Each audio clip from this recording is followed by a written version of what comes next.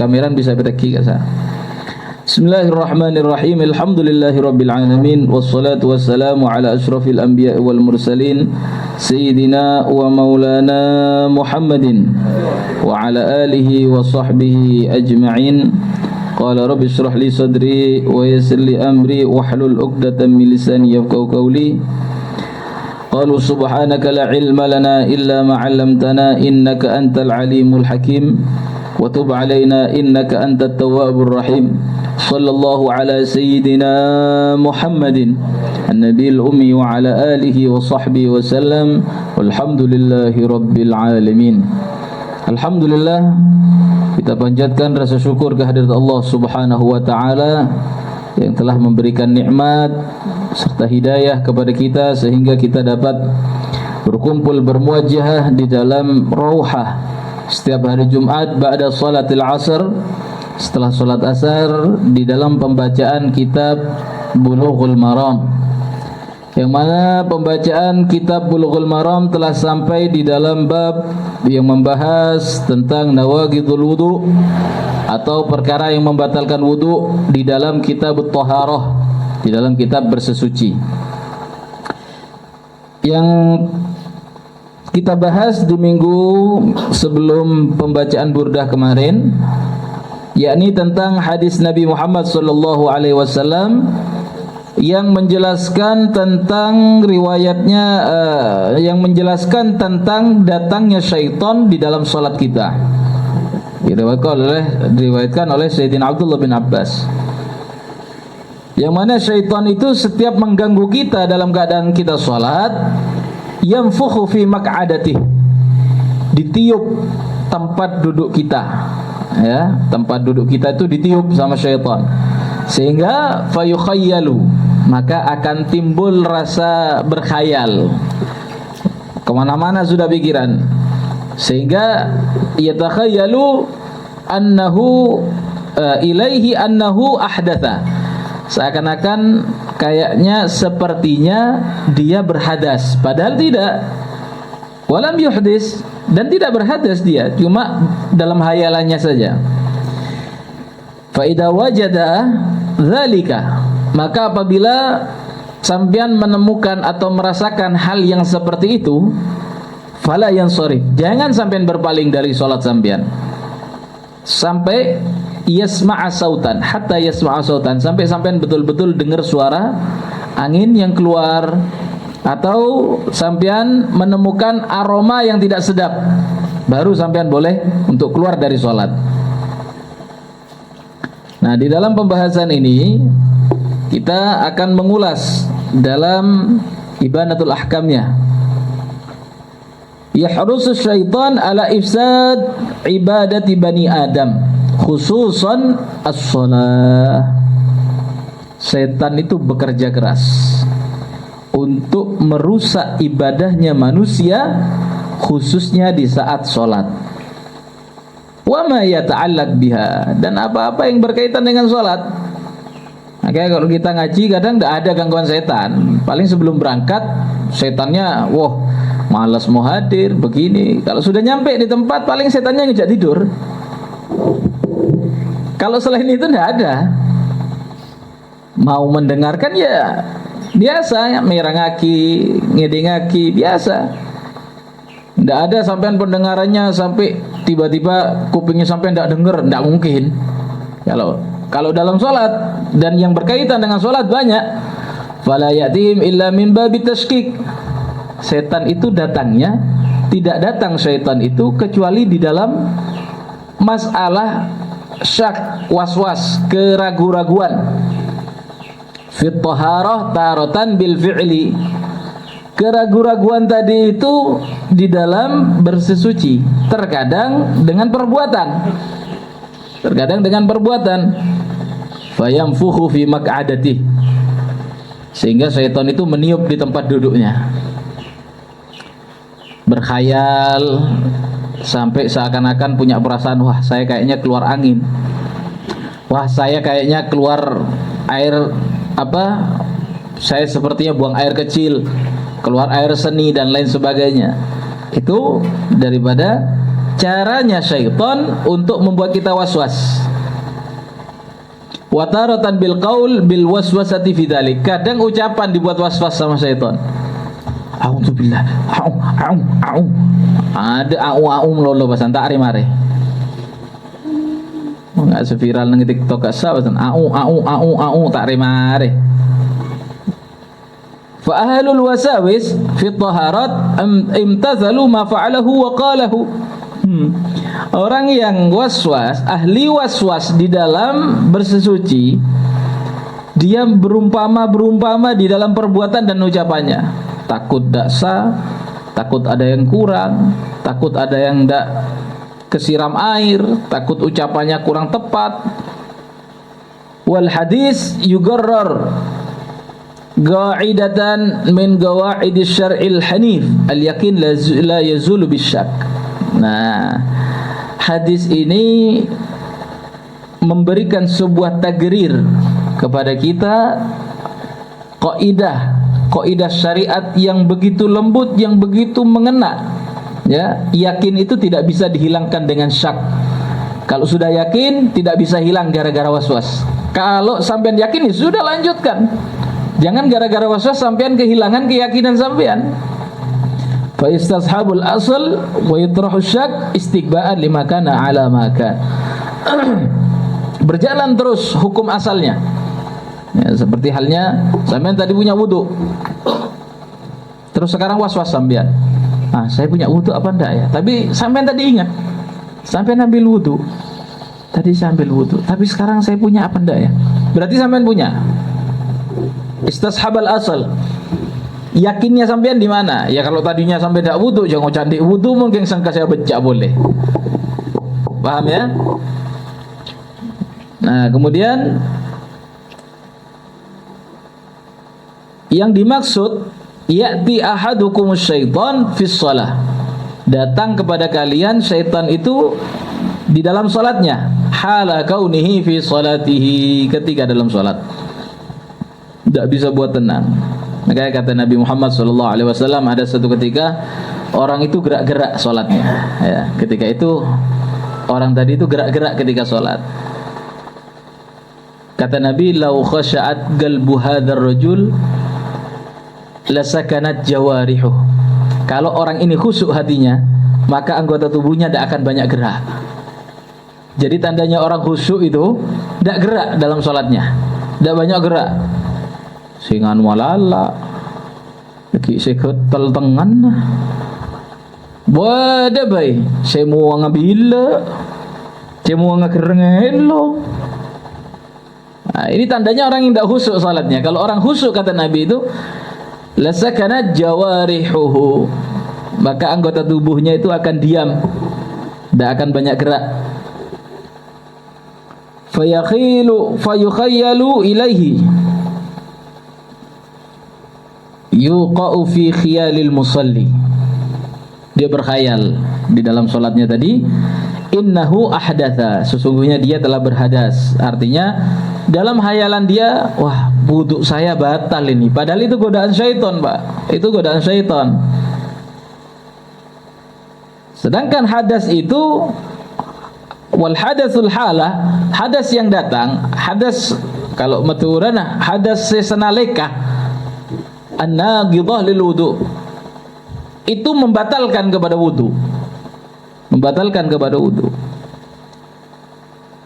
Makanya kalau sampean merasa dan perasaannya sampean itu disertai dengan keyakinan, sampean ngerasa kok kayaknya saya kentut, tapi kok tidak bunyi, kok tidak ada baunya, ya berarti tidak sampean.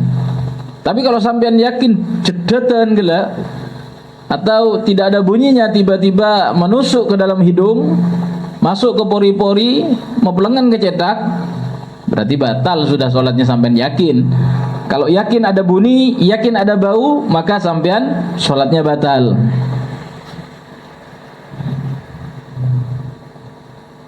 Ini ada satu riwayat dalam Sahihain itu dari hadisnya Abdullah bin Zaid bin Asim. Qala syukiya ila Nabi sallallahu alaihi wasallam. Mengeluh kepada Nabi sallallahu alaihi wasallam seorang laki-laki ar-rajul yakhilu ilaihi annahu yajidu syai' fi salatihi. Dia menemukan sesuatu yang membatalkan dalam salatnya. Dia mengadu kepada Nabi. Matul ke Kanjeng Nabi mator.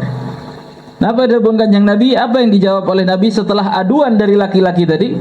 La yansarif hatta yasma'a sautan aw yajida rihan. Jangan sampean batal salatnya kecuali sampean mendengarkan suara atau mencium daripada aromanya. Mula nyium bauna, mula sampean ngiding suara nah, berarti sampean batal. Nek gula saya posang sampai mangken bahasa ngiding bauna nih gitu. Bau ngiding nih kan apa keng kopeng, saya ngiding aki bau nih kan. Ngiding pun bau nih. Kan harusnya itu kalimat nyium pun bau nih. Kan seneka bojen. Ngiding nih kan suara biasa. Ala kulli hal. Kalau sampean tidak mendengar suaranya atau tidak menjumpai daripada aromanya, tidak mencium aromanya, maka sholatnya tidak batal. La yang sorif, jangan berpaling dari sholat. Lanjutkan. Asyaitan itu yatasallatu alal ibad fi asyrafil ibadat. Setan itu akan mengganggu, mencampuri urusan ibadahnya seorang hamba di dalam ibadah yang paling mulia. Liyufsidaha alaihim fala yadurruhum dzalik wa la yakhrujuna 'anit thahara illa biyaqin. Kalau cuma gangguan setan itu tidak pengaruh, Pak. Sobung pengaruh nah dalam ibadah. Ikut ben setan, ikut ben iblis, sobung tak ngaruh dak kabetal salat sampean. Ya, selama sampean masih yakin sampean tidak melakukan itu. Jadi kalau cuma godaan setan itu tidak membatalkan sholat, tidak membatalkan puasa dan lain-lain, tidak batal. Makanya orang semakin alim, orang semakin soleh itu bukan setan itu tidak dekat, tambah banyak yang goda. Setan orang alim, orang soleh ini kapan nih sekoni? Mau orang saya senang minum, waliyadu billah zina, atau orang yang suka main judi, biasa dia, setannya sedikit. Ya, setan tidak perlu ganggu, dia sudah jadi setan soalnya. Tidak perlu mengganggu, setan tidak perlu mengganggu, dia sudah sukses masuk ke dalam kelompoknya setan. Tapi orang semakin alim, syaitan itu semakin menggoda, dan godaan syaitan itu semakin hebat, semakin berat. Bukan setan-setan yang kecil-kecil sudah, bagian yang sudah punya pangkat. Setan itu sama punya pangkat. Setan itu punya pangkat juga. Di kalangan mereka itu ada pangkatnya.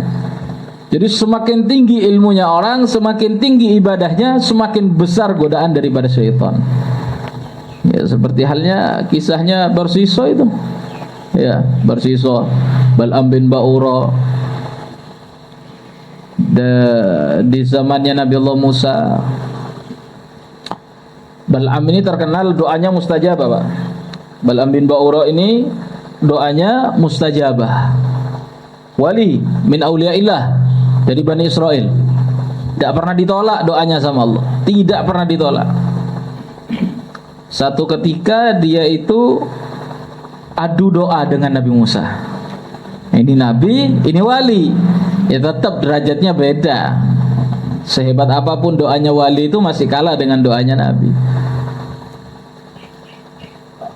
Si Bal'am bin Ba'ura tadi itu pingin ada satu kaum itu yang terkena musibah seperti macam wabah, penyakit kulit. Ya. Bal'am bin Ba'ura ingin menandingi anyaing nah dengan Nabi Allah Musa. Akhirnya apa? Doa-doanya Bal'am bin Ba'ura ini dicabut dengan satu doanya Nabi Allah Musa. Ya Allah, cabut doa yang mustajab dari Bal'am bin Ba'ura. Selesai sudah. Sebagaimana dia engkau jadikan kekasihmu, sebagaimana engkau menjadikan dia orang yang mustajab doanya, saat ini cabutlah semua mustajab doa dari Bal'am bin Ba'urah. Selesai, Allah kabulkan. Setelah itu Bal'am bin Ba'urah sudah tidak bisa berdoa lagi, hilang keyakinan kepada Allah, mati dalam keadaan kafir. Na'udzubillahi min dzalik. Seperti Barsiso sama, orang yang akhirnya mati dalam keadaan menghamili anak raja, yang mana bayinya tadi itu dikubur, perempuannya tadi itu yang hamil itu dikubur hidup-hidup gara-gara godaan daripada syaitan. Ada riwayat bayinya yang dikubur hidup-hidup. Di riwayat lain mengatakan istri atau anak daripada raja tadi itu dikubur hidup sama Barsiso. Bingung dia, digoda sama syaitan. Ayo, kalau kamu ingin selamat, selesai dari masalah ini, sembah aku. Akhirnya Barsiso nyembah kepada syaitan, meyakini bahwa syaitan itu adalah Tuhannya, padahal itu ditipu sama syaitan. Maka semakin besar ilmunya seseorang, semakin besar juga godaannya. Bagaimana Syekh Abdul Qadir Al-Jailani ketika beliau sudah sampai ke Maqamul Ulya, derajat yang tinggi di sisi Allah Subhanahu wa taala, dia digoda dengan suara, "Ya Abdul Qadir, qad ahlaltu laka muharraman." Aku telah menghalalkan segala sesuatu yang sebelumnya aku haramkan, kata suara itu. Mun sampean Pak umpama ibadah tengah malam, Pak Holil umpama sampean di kula bebas aki, napa seelak kok na sampean halal setejena. Wah, langsung lakuna Nabi pada suara ngak nikah. Tapi Syekh Abdul Qadir, apa beliau itu langsung merasa dirinya aman dengan hal seperti itu? Tidak. Beliau langsung mengatakan, wahai yang terlaknat, kata Syekh Abdul Qadir, kata Syekh Abdul Qadir Jailani, engkau bukan Tuhanku, engkau bukan Allah yang menentukan hukum-hukum di dalam syariatku. Syekh Abdul Qadir tetap menentang kepada syaitan itu, dan Syekh Abdul Qadir tidak mau. Tidak mau Syekh Abdul Qadir digoda dengan dihalalkannya segala sesuatu tadi. Enyahlah engkau wahai laknat, katanya Syekh Abdul Qadir Jailani. Setan kaget. Kamu dari mana tahu saya? Kata Syekh Abdul Qadir, saya ini memiliki Allah yang tidak mungkin merubah-rubah sesuatu yang sudah ditetapkan oleh Allah. Jadi ketika hukum itu dirubah, berarti itu bukan dari Allah, dari syaitan, katanya. Kata syaitan tadi itu mengatakan, aku sudah lebih daripada 70.000 orang sepertimu yang tertipu denganku. Bayang lagi, 70.000 nggak Syekh Abdul Qadir Jailani yang pone kening be setan. Keluar dari aku mana? Jadi bukan semakin orang itu tinggi derajatnya, semakin jauh daripada syaitan, godaan-godaan syaitan, enggak, semakin berat godaannya, semakin berat daripada ujian syaitan tadi, yaitu menggodanya mereka dari hawa nafsunya, menggoda dari hawa nafsu. Ar-rih al-kharij min ad-dubur naqidun lil wudu. Angin yang keluar dari dubur itu membatalkan kepada wudu.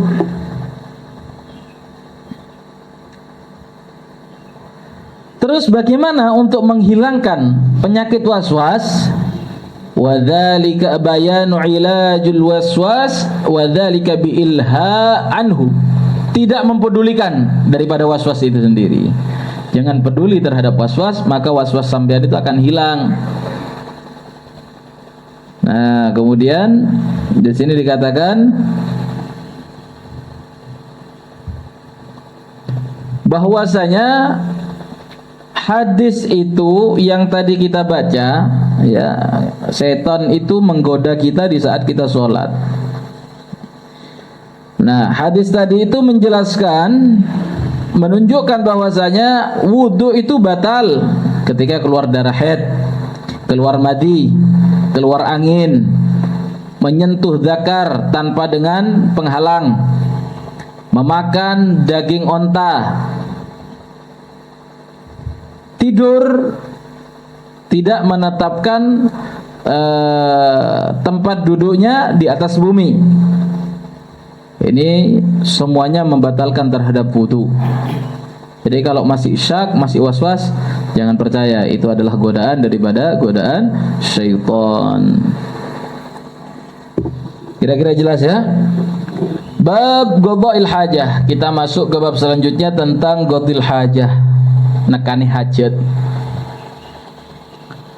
An Anas bin Malik radhiyallahu anhu qala kana Rasulullah sallallahu alaihi wasallam idza dakhala al-khala'a wada'a khatamahu akhrajahu al-arba'ah wa huwa ma'lul. Diriwayatkan dari Sayyidina Anas bin Malik bahwasanya Rasul sallallahu alaihi wasallam dulu itu apabila memasuki WC, beliau membuka cincinnya. Selok ini buka, ditaruh sama Nabi. Karena di khatamnya kanjeng Nabi itu ada kalimat Muhammad Rasulullah. Ada kalimat Muhammad, ada kalimat Allah.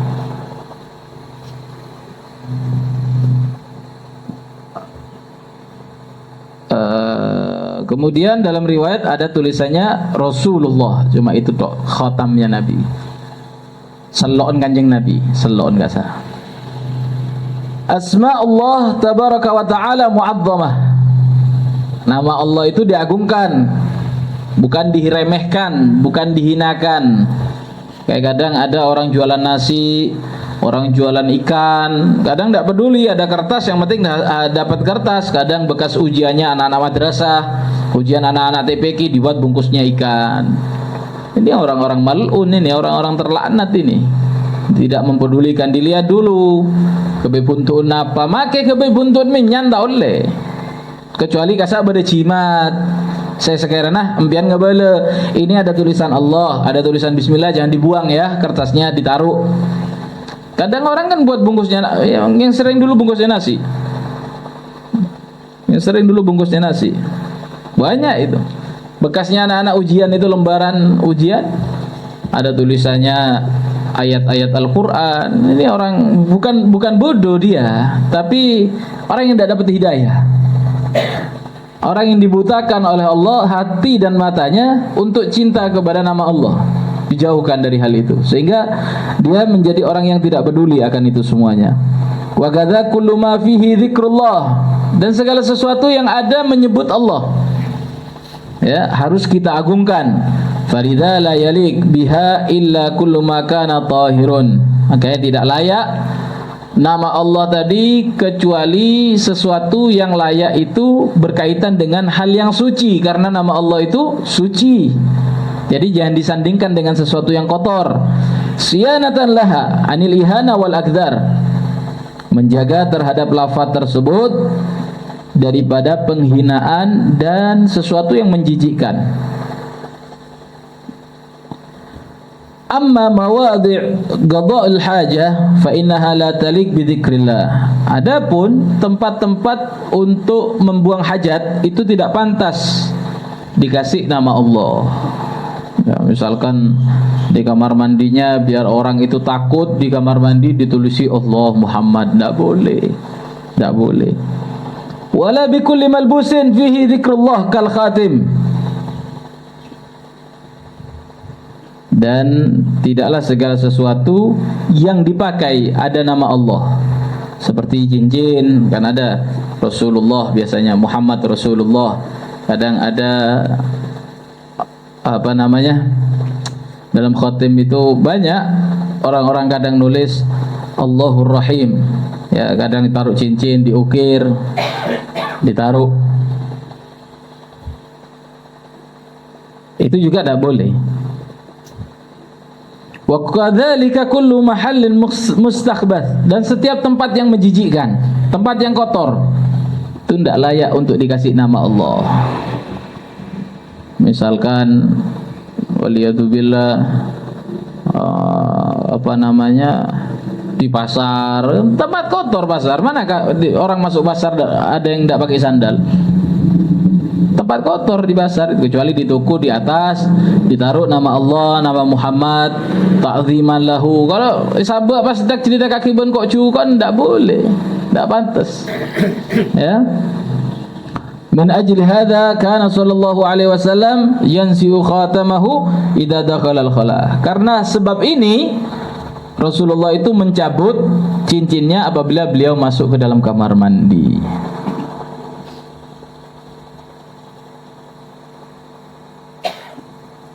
Ya, ada tulisannya Muhammad Rasulullah di khatamnya Nabi itu.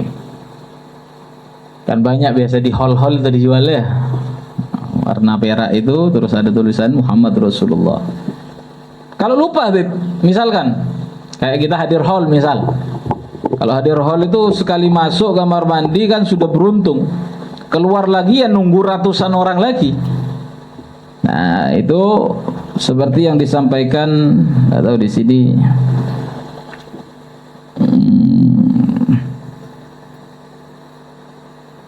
tidak disebutkan. Wa man sahadu ma'alaihi bil yadi, kata Ibn Ruslan dalam subatnya itu, siapa orang yang lupa untuk melepas nama Allah, nama Nabi Muhammad sebelum masuk ke dalam kamar mandi, wa man sahadu ma'alaihi bil yadi, genggam dengan tangannya atau tekam zanika, ada di kantong tutup gini. Ya kalau kiranya sampai tidak bisa untuk melakukan menutup itu sampai repot mau wudu, ya keluar dulu, ditaruh dulu. Ya, jadi kalau kayak hall itu repot juga kadang. Kalau taruh luar hilang, taruh kantong repot sudah. Ya harus punya teman yang bisa dititipi itu sudah. Kalau di hall Gresik, kalau masuk kamar mandi hall Tanggul ya sudah, sampai nunggu puluhan orang masuk keluar ya ada yang masuk sudah. Jadi upayakan disimpan atau memang ditaruh, tidak masalah sebenarnya. Kalau misalkan takut hilang ya, takut hilang, sampai taruh aja di sesuatu yang sekiranya tidak nampak nama Muhammad, nama Allah itu di dalam kamar mandi. Sebenarnya tidak apa-apa dengan cara seperti itu, dengan dalil wa man sahadu ma'alaihi bil yadi. Kalau lupa, genggamlah dengan tangannya, artinya tutupi, jangan sampai nama Muhammad, nama Allah itu nampak ketika kita ada di dalam kamar mandi. Di sini Rasulullah menyampaikan bahwa Rasulullah mempraktekkan kalau beliau masuk kamar mandi, beliau melepas daripada khatamnya. Naz'uhu min isbihi syarif wa ja'alahu kharijal khala. Ngelepasnya Nabi sebelum masuk, ya Nabi ngelepasnya sebelum masuk kamar mandi. Siyanatan lismillahi ta'ala wasmi rasulihi sallallahu alaihi wasallam, karena Rasulullah menjaga di situ ada nama Allah, ada nama Muhammad, ada nama Rasulnya, an mahalil gadurat, dari tempat yang kotor, ya, li'annahu manqushun alaihi, karena terukir di khatamnya Nabi itu, terukir Muhammad Rasulullah sallallahu alaihi wasallam.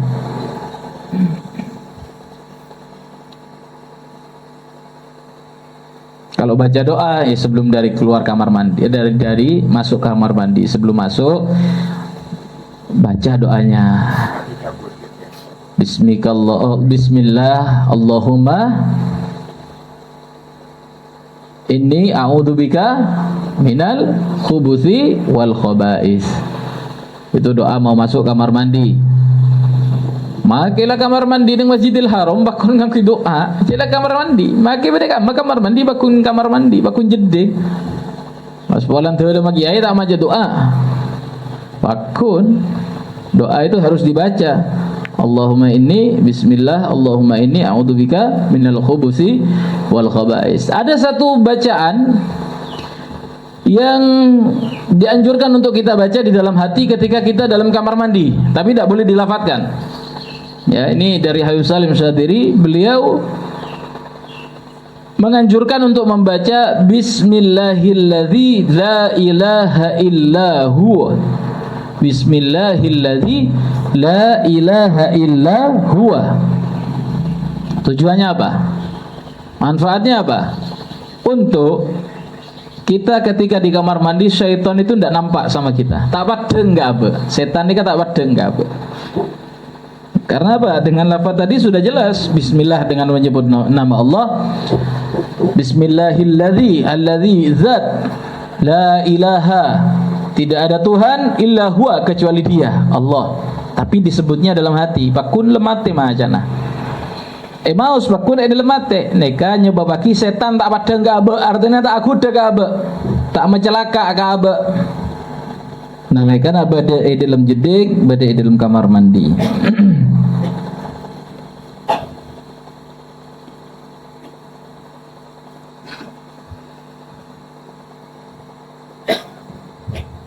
Kenapa kamar mandi juga dinamakan khala? Itu apa? Kenapa kok dinamakan Baitul Khala? Ya, jangan salah paham sampean. Ayo ikut ke Baitul Khala. Baitul Khala itu WC.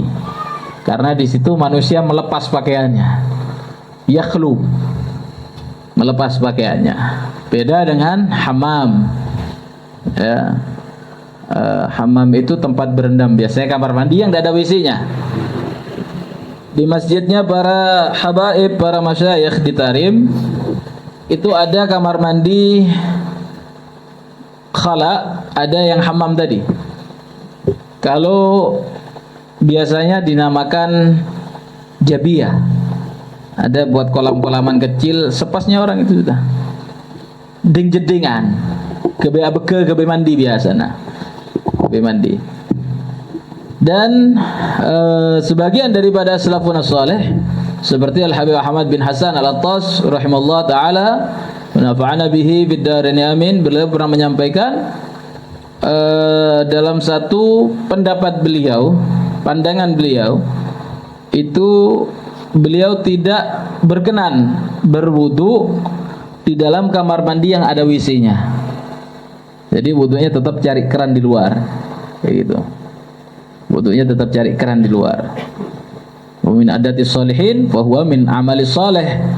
Adatnya orang soleh itu, kebiasaan perbuatan orang soleh itu juga termasuk ibadah yang baik, perbuatan yang baik yang layak untuk kita tiru. Baik, selanjutnya wa anhu, dan juga diriwayatkan dari Sayyidina Anas bin Malik radhiyallahu anhu qala, beliau berkata, kana Rasulullah sallallahu alaihi wasallam, Rasulullah sallallahu alaihi wasallam idza dakhala al-khala, apabila beliau masuk ke dalam kamar mandi, qala, beliau bersabda, Allahumma inni a'udzubika minal khubuthi wal khaba'is. Ya Allah, sesungguhnya aku berlindung kepadamu dari syaitan laki-laki dan syaitan perempuan. Setan yang pada saya laki, pada saya bini. Enggak ada yang laki bini pada setan lah.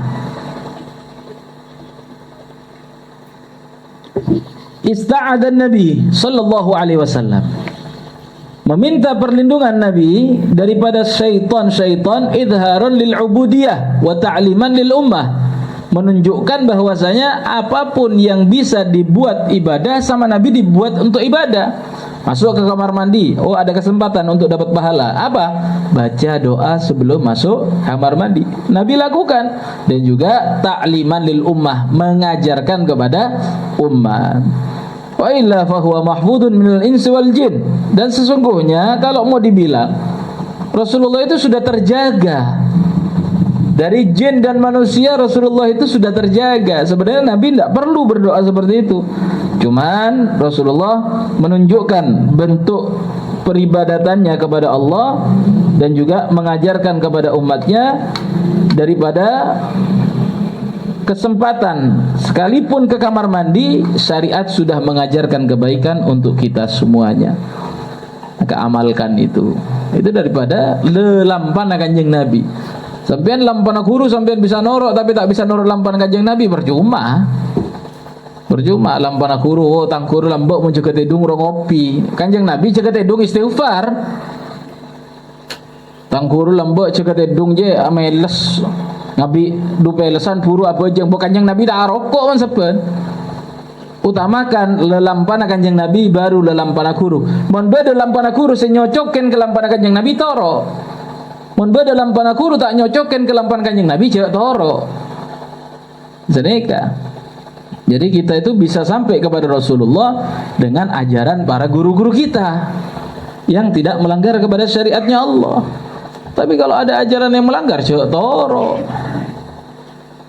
Rembek tangkuru mun labo jena Isra Mi'raj biasa minta sompongan keliling biasa kebe acara nang masjid tak perlu mun kerang ki bisa handle ki bisa tangane TV perkara-perkara ngak kenika tak perlu ngering lampana guru nari amal aling-ling proposal mang kita saling leng datang TV PC kor pendidiknya bener kor pendidiknya saya gula kadang todus tepangki di daerah-daerah berek kan itu wilayah Tanggul kadang ki beda apa pickup kadang cherry saya sebut cherry nari amal masuk ke kampung tintanya ki dari bangsal di macam goreng bangsal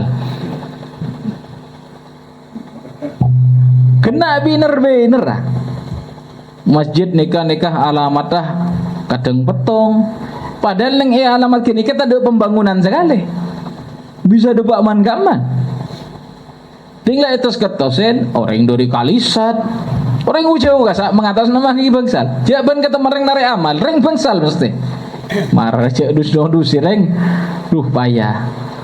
Nah, ini kan apa ya dia menunjukkan kelemahan kaum muslimin senika sedangkan dia berbuat seperti itu di halayak umum makito kunci naik pasokin padahal mun amit pembangunan seperti gereja peribadatan orang-orang kafir kesadaran pribadi masing-masing tak usah bentah pen minggu nyompong sekian tak usah bentah itu harusnya orang Islam yang seperti itu kena kalah kan atet ebali kalah bukan masalah ini ya hukum syariat ya kalau syariat tetap Islam yang napa sekrat tu dekat Gusti Allah pakun Islam. Contoh bangunan sudah di Bali ada bangunan lebih tinggi dari pura tidak ada itu syariatnya siapa Nabi Muhammad SAW dilarang membangun bangunan lebih tinggi daripada masjid itu punya Islam itu aturan orang Islam tapi orang Islam tidak ngakui tidak remah cek masjid tak ada tim tak beri pasal kecil nak bangun rumah segitekin setin masjid mau dikasih tahu etak gurah kita keluar semena kan repot hotel sekelas hotel di sana ada satu tempat itu di Bali itu saya pernah nyampe di tempat apa itu namanya Seminyak ada hotel semalam belum 10 juta promo ketika apa isin itu semalam promo belum 10 juta tapi tidak lebih dari 4 lantai maksimal itu sudah mereka tidak melebihi dari pura itu bukan aturan mereka sebenarnya itu aturan kami orang Islam cuman kadang abek tak peduli sehingga ben Kanjeng Nabi ada buaki akhir zaman nega tanda-tandana yatatawaluna fil bunyan mereka saling menjulang teki-tekian rumah teki-tekian dalam teki-tekian bangunan. Nah, itu yang membuat kita tidak bisa mengikuti Nabi. Makanya lampana guru seetorok nikah senyocoken ke lampana Nabi. Mun guru kepi lampana cocok ben Kanjeng Nabi torok kepi. Cek sampai tersalib dari guru nak. Cek nyari guru lain. Mula guru na beda se lampana pun lurus. Nyocoken ben Kanjeng Nabi. Torok kan itu buat. Ni kata na abe paki nang iya juna Allah. Dan muka pada oleh barokan para guru. Nah, kemudian wa khassal khala' bidzalik lianna syayatin tahdur tilkal amkinah. Tahu tilkal amkanah wa hiya mawadi' yuhjaru fiha dzikrullah. Kenapa setan itu kok banyak ke kamar mandi? Kenapa setan itu kok banyak masuk ke dalam kamar mandi? Karena di dalam kamar mandi tidak terdapat lafaz Allah. Ya. tidak boleh berzikir, tidak boleh berdoa, tidak boleh mengingat Allah, tidak boleh menyebut Rasulullah. Setan bebas di dalam kamar mandi. Makanya senang setan itu. Fataqdimul isti'adah tahsinan minhum. Mengedepankan meminta perlindungan kepada Allah itu adalah bentuk daripada memintanya kita atas penjagaan Allah daripada gangguan syaitan.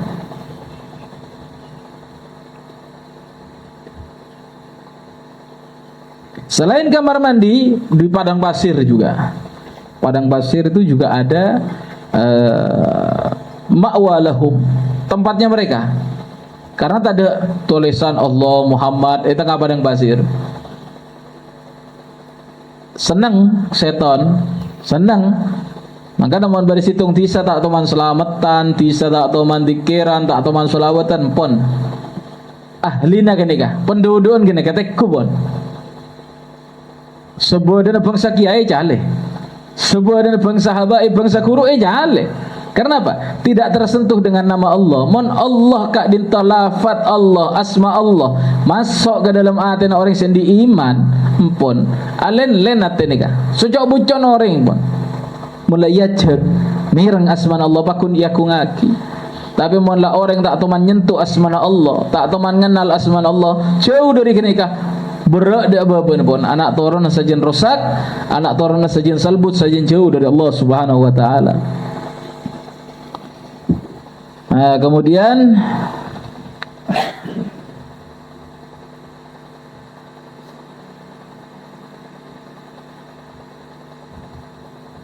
tabentar ke sungai. Nah, antar ke sungai ini gak baca gitu kan. Sungai ini gak pada tempat setan, beda tulisan nang sungai Allah Muhammad Subhanallah kan tak ada. Baca pokon ntar nekana hajat sampean tapi menabi mungkin kan pun jarang ntar ke sungai.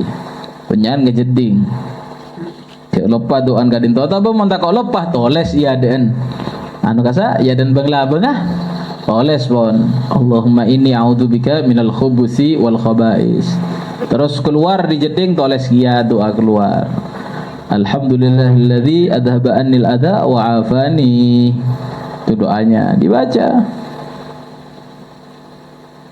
Oh, jaga doa ngane kabeh, jaga kami sekecek kro. Masa ki repot sama doa. Jangan dilihat sebentarnya sampean, jangan dilihat singkatnya waktu sampean. Sampean lihat di situ ada keberkahan dalam doa sampean. Bede barokah doaan sampean kasa. Baik, selanjutnya wa an Anas radhiyallahu an. Kana Rasulullah sallallahu alaihi wasallam yadkhulul khala fa ahmilu ana wa ghulam nahwi idawatan min ma wa anazatan fa yastanjibil ma muttafaqun alaih. Di sini juga tadi ada sedikit pembahasan ya. Ada sedikit pembahasan tentang masalah khala itu, masalah kamar mandi. Dengan berta'awudnya kita, artinya kita meyakini bahwasanya hanya Allah Maha melindungi kita daripada godaan syaitan. Al-khubuthi wal khaba'is itu adalah syaitan laki-laki dan syaitan perempuan. Nah, ini juga berlaku kepada kita yang ketika tidur kita tidak baca doa. Amit, orang yang jima setan ini kebedel. Iya, di jima jin itu ada. Jangan dikira tidak ada. Saya dulu punya teman di pondok. Ada satu tempat itu di atas tiang. Setiap dia tidur di situ pasti junub. Setiap tidur di situ. Pindah sebelahnya, tidak ada. Dia bangun biasa. Kalau sudah lurus sama tiang itu pasti. Jadi memang kalau kita tidak membaca doa, kita lupa ambil wudhu, kita lupa untuk zikir sebelum tidur, itu juga bahaya untuk ketenangan kita di dalam waktu kita istirahat. Ya, sebelum tidur kalau kamar mandi baca doa jangan lupa. Dan ini lagi kalau melihat ada orang tertimpa kecelakaan, sama hampir persis dengan doa yang dibaca ketika keluar dari kamar mandi. Ya Pak, Allahumma inni alhamdulillahilladzi adhaba annil adza wa afani. Kan cukup segitu. Sampean tambahi mimma batalahu bih, dari apa-apa yang menimpa kepada orang tersebut. Kalau doa kita melihat ada orang tertimpa musibah, alhamdulillahilladzi adhaba annil adza, Maha suci Allah, ya, kita bersyukur kepada Allah yang telah menjauhkan saya dari sesuatu yang membahayakan kepada diri saya. Wa afani, dan memaafkan saya, mimma btalahu bih, mengampuni saya dari apa-apa yang menimpa orang itu. Ini kalau kita melihat ada orang tertimpa musibah, kecelakaan atau apa, dianjurkan kita baca doa tersebut. Wa Anas radhiyallahu anhu qala wallahu alam bis-shawab.